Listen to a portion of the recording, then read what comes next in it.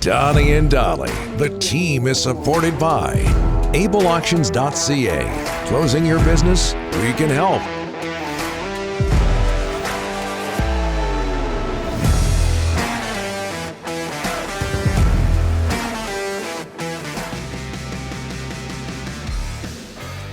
All of our guests today, including Thomas Drance and Ian Furness, who's standing by, brought to you by Langley Chrysler. Don't struggle to find a great deal on new or used vehicles when Langley Chrysler has over 200 vehicles on the lot.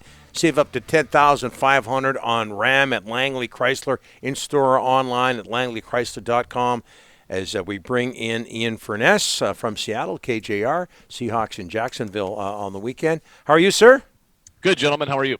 Good. So where would the parade be for the Kraken, Ian? Oh, my God. Hey, 2 straight wins, man. They're break them up. Look out. Look out. They're cruising along. They look different, man. They look different the last 2 nights. Now, Montreal's awful, right? Mm-hmm. They're just an awful hockey team. Minnesota's missing their top scorer last night. I think that if they had some COVID issues. But Seattle, no doubt, looks different. They look different. They move the puck better. There's a little bit of a flow to the game the last couple nights that we haven't seen prior to that. I don't know if Hackstall's taken the governor off of the gas pedal or not, but they look like a different and they're a far more entertaining team the last 2 nights. Yeah, absolutely. Canucks look different too, as a matter of fact. Certainly look different than they did in the third period in Seattle. Ian, we've heard all the positives about Climate Pledge Arena. I haven't heard any negatives. Are there any? Well, cost, right? Okay, I mean, that goes without saying. But I think that's across sports as a whole. I wouldn't even say the NHL. I think it's just it's across the spectrum right now. But the cost, I mean, $9 for a bottle of water seems a little excessive to me. Mm-hmm. They charge, I mean, the parking is a challenge, but that's not on them. Although there's a new one. They charge the media to park $50 a game, which, we'll see how that goes. How much a game? $50 for media parking. The media's got to pay $50 to park? Wow. $50 for you to cover the game. It costs you $50. My goodness. What do they charge if you criticize them? That's what I want to know. I mean, it's I've never seen it. I mean, I've covered the NFL we've done this forever. We've covered the NFL, traveled.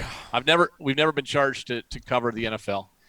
So basically they're charging you $50 a game to cover the team. So that one's a new one. Good Lord. They had at the north end of the building, there's like this open area where there's curtains or actually kind of the shades, whatever it is, and you can kind of look in from the street level into the game. They had names for it, freeloaders row or whatever they called it, right? And so but the first couple of games that was open. It was kind of a fun, festive thing for people who couldn't get in.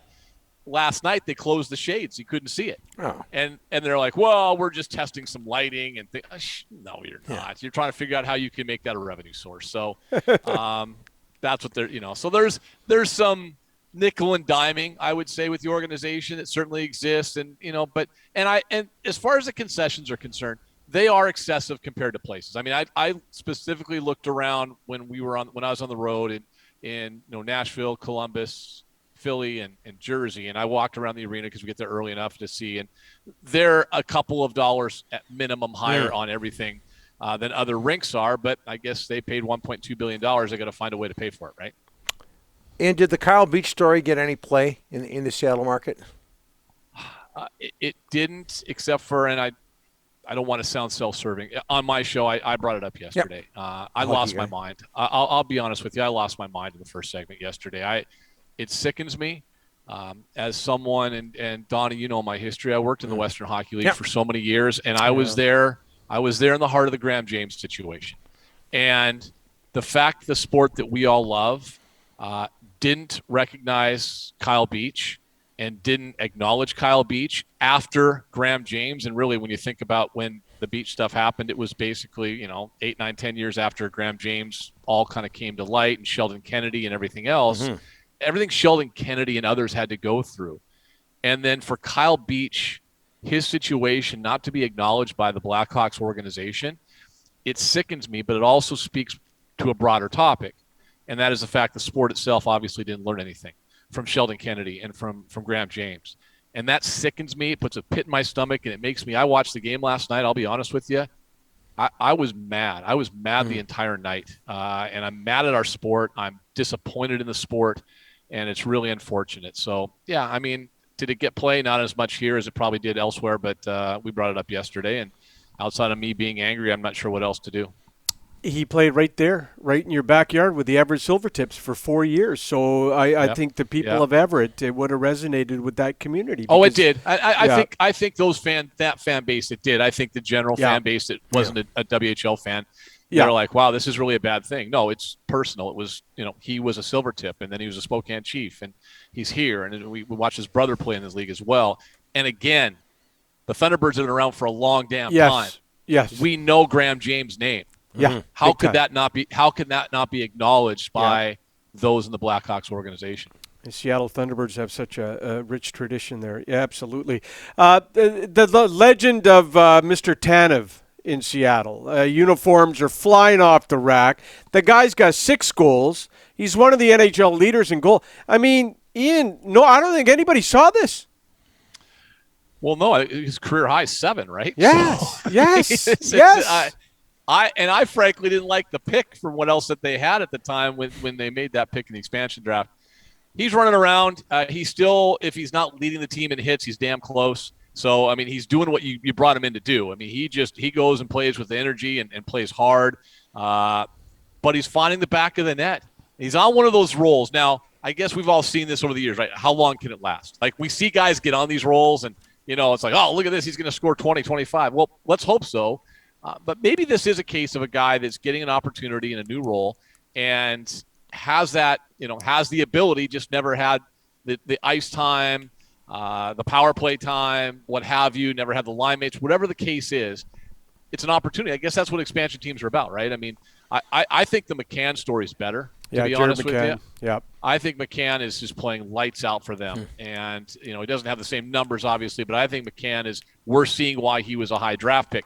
Yeah. And, it didn't work a couple other places. And how many guys like that come and go through the NHL, right? Like it just doesn't work out in their original team.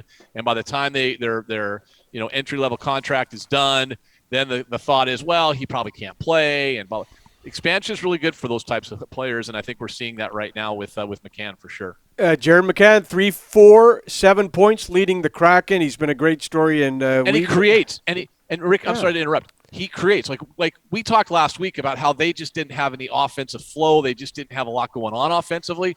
When you watch him out there, like you notice him, and he's creating opportunities, and he's opening space up for other guys.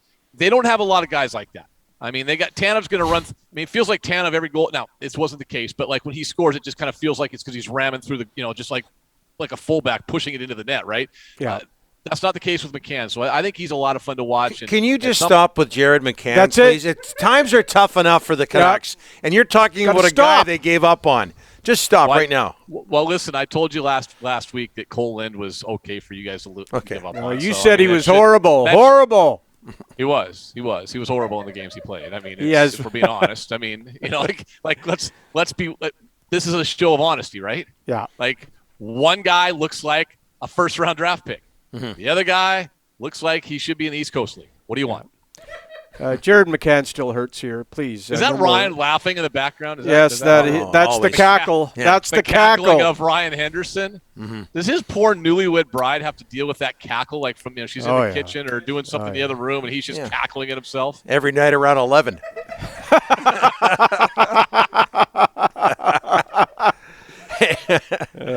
Is anybody else clockwork? Yeah, perfect. Yeah. Put the clothes back on. Hey, Russell Wilson's injured. Is anything else or anyone else getting a lot of blame for what the Seahawks are going through at 2-5? Oh yeah, it's the coach's fault. It's Pete Carroll's an idiot. Shane Waldron, the new offensive coordinator, is getting his fair share. And so I mean, the Super Bowl winning coach all of a sudden got dumb overnight. And listen, there's a lot of blame to go around. Coaches haven't had a good year. I think that's safe to say. The team as a whole, guys have played, under the level you expect them to play at. There's some things play calling that are intriguing or, I guess, hard to wrap your arms around. I mean, Tyler Lockett this year, guys, in 55 pass attempts by Seahawks quarterbacks on third downs. Tyler Lockett has 5 targets on third down. He set a record last year for receptions by the team, and he's got 5 third down targets. DK Metcalf had 1 target through 3+ quarters last week. Like I don't know if that's coaching, if that's the quarterback, combination thereof.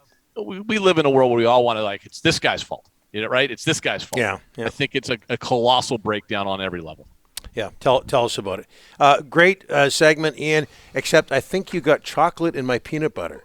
Yes. And peanut butter in my chocolate. Yes. Do you remember those Reese's commercials by any chance? I do. Okay. I do. I don't know what that means. All I know is this. At 11 o'clock tonight, I'm going to have a really bad visual in my mind. Nobody should be thinking about Henderson at 11 o'clock at night, but everyone watching and listening will be doing that from now on. So Godspeed, Ryan. My goodness. Will you still join us next Friday? Clockwork, 11 o'clock. Clockwork. Beautiful. Clockwork. Beautiful. Yeah. Thank you for this, Ian. All the best. Cheers.